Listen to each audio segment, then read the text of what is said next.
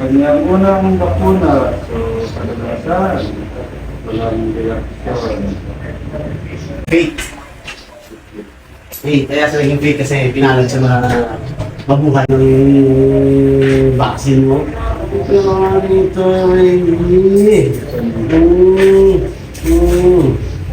bait-bait mo. Ito yung pinakamabait eh. So what's up mga kabuli? Papunta tayo ngayon sa Montalban. Sa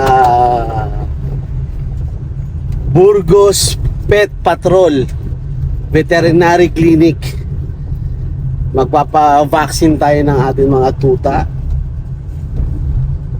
At may mga katanungan tayo kay Doc kung bakit kailangan i-vaccine ng aso, ano ang tamang edad na mag-vaccine ng aso.